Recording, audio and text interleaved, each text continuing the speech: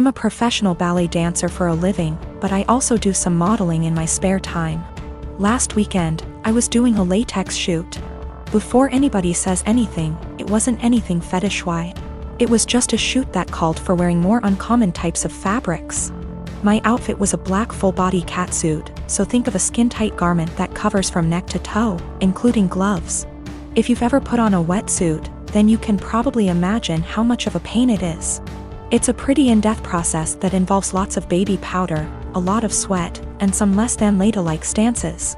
Dressing usually takes anywhere from 20 to 25 minutes start to finish. I always dread it, but can't argue with the results. Anyway, my boyfriend was in my dressing room as I was getting changed.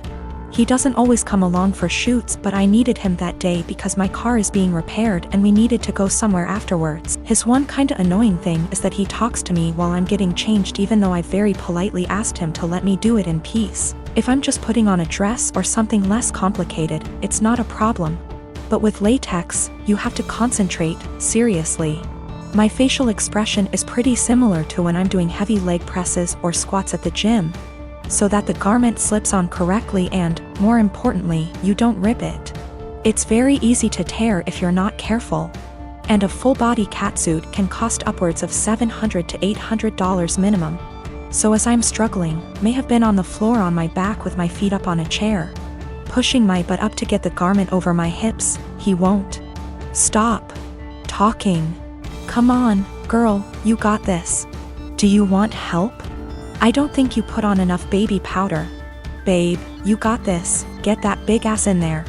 And I politely asked him several times to just let me concentrate. He responds by saying, relax, I'm just trying to help, before patting me on the butt. I'd had enough. I demanded he stand outside because he was being super distracting and I couldn't afford to rip the garment. I didn't ask him to help because there's a technique to getting latex on and he doesn't have it. He got all pissy and was like, whatever, maybe you need a bigger size anyway, before leaving the shoot completely and taking the car.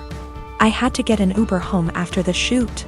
On one hand, I was getting super frustrated, I was hot and sweaty, and combined with my kinda short temper, I was getting pissed off that I couldn't get the suit on. On the other hand, I asked him multiple times not to comment or distract me. And I never indicated that I was in the mood to be touched. I have been with my fiancé for 2 years. We are both 37 years old, we're getting married soon. I've only met her family a couple of times. My daughter, Judy, 16 years old, has never met them till very recently where they hosted dinner to celebrate 4th of July and that's when they met her for the first time. Judy has a visible burn scar on her forehead. It was due to an accident she was in when she was 9. She used to be incredibly insecure about it, to the point where I was forced to homeschool her and it was hard trying to deal with and navigate through this rough time. Now she's doing a lot better, though some comments can really cause her to become stressed out and anxious. My fiancé knows all that and respects it. Before we went to her parents' house, I asked her to tell them about Judy and her struggle, and get to try and not say anything negative about it or possibly mention it. She said she would guarantee no one will say anything. We got to the event and they talked to Judy and she slowly warmed up to them. Everything was going well till I was dinner time. My FMIL looked at Judy while she was eating and pointed at her scar, basically asking questions about it, which made Judy lose her appetite and start to get uncomfortable. I kept sending my fiancé and her mom signs to knock it off, but to no avail. Finally, FMIL then brought up the wedding and asked my fiancé if it'd be possible to Photoshop the scar out of any wedding photos that will have Judy in them just in case they distract viewers. I was dumbfounded. Fiancé said nothing, just stared casually while nodding. I looked at Judy and it was clear this got to her. I leaned closer and asked if she was feeling uncomfortable and that we could leave if the answer was yes. She took her time, then nodded and said, yes, I'm feeling uncomfortable right now. I got up and told her to get ready cause we were leaving. My fiancé, her mom and the family started insisting we finish dinner and stay, but I refused. I took Judy and got in the car and left before even talking to my fiancé. Obviously, she was pissed. She called and was angry, talking about how I disrespected her parents by taking Judy and leaving in the middle of dinner and not even saying goodbye. I told her that Judy was feeling uncomfortable with Mill's comments and questions. She said Judy overreacted and is in need to go back to therapy if a simply mention of her scar caused her to react that way. I got tired of arguing and asked her to give us some time, but she went on me and said that I have no respect for her and her family, and that what I did was irrational, and now she won't speak to me till I clear things up with her family, after ruining their celebratory dinner. I am a 28 years old female. And I do babysitting on the weekends to make extra cash. There is one family I definitely should have phased out by now, but the kids are cute, and if I don't have another job, it's easy money. My issue is, the mom is never home on time. She used to not give me return times, but finally I started asking as it made it impossible to get anything done on the weekends. I'd go babysit so she could go to brunch, but she'd be gone from 11 a.m. to 7 p.m. My whole day was gone. After that, she'd start giving me times but never stick to them. She wouldn't even call to tell me, she'd just stay out. On Saturday, I got to her house at 6 and she was supposed to be home by 9. I told her she needed to be on time because I had plans to go out with friends. I was even getting ready at their house after I put the kids to bed. She promised. Of course, 9 o'clock rolls around and she's not home. I call her, no response. Text, no response. Another hour. Nothing. Still calling and texting. Finally, it is midnight. By this point, my plans are long ruined, but I'm pissed and exhausted. I call her and leave a voicemail saying if she's not home in the next hour, I'm considering the kids abandoned and calling the cops. I also text her this. I try calling her 30 minutes later and it goes to voicemail on the second ring. I text her again and she leaves me on read. If she had reached out saying, hey, I'm staying out until X time, I would have stayed. I don't know any of her family nor the father of the kids, so I can't call them. I gave her a grace period of 15 minutes and tried calling again, finally called the cops, non-emergency line. They showed up and I showed our agreement in text from earlier in the week confirming that she'd be home by 9. They tried contacting her, didn't answer. I was dismissed and they took the children to the police station. I go home and go to bed. I am awoken at 3 a.m. by a frantic call. It's her. Where are the kids? Why am I not here? I tell her I followed through on my threat, check the police station. She cursed me out, I hung up and went to bed. The next day, she sends me an essay saying the kid's father was called and there's a DCF investigation launched against her.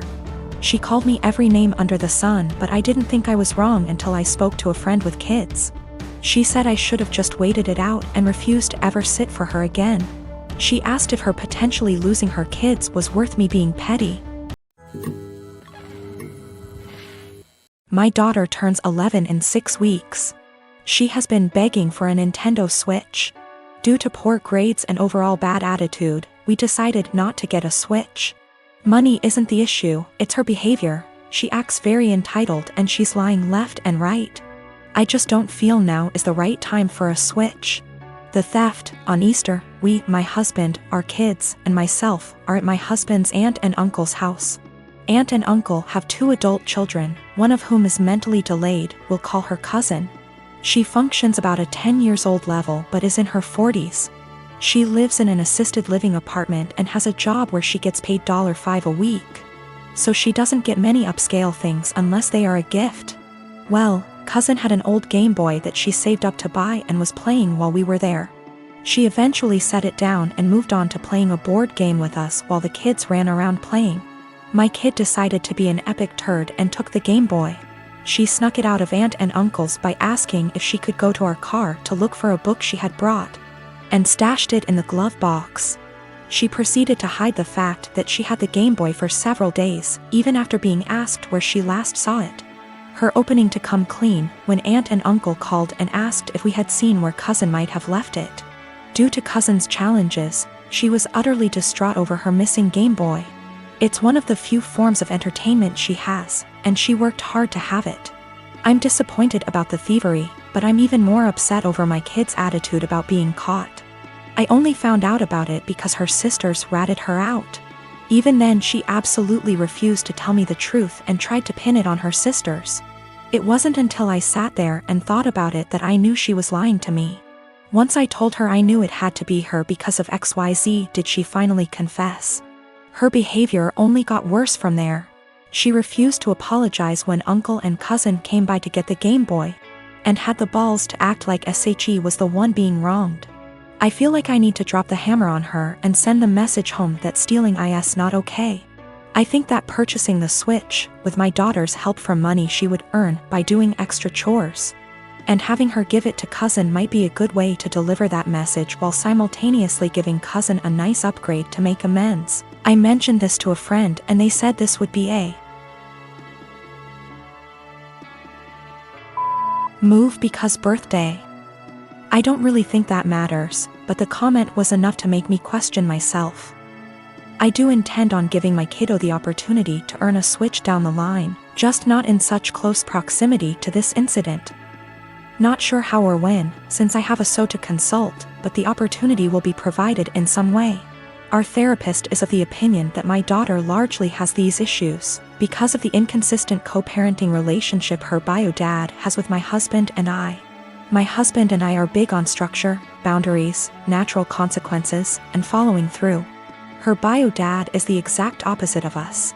He and his family hardly ever tell her no to the things she wants, and give her a ridiculous amount of treats, toys, candy, etc., and this is causing her to be confused, to struggle with our expectations, and express herself negatively.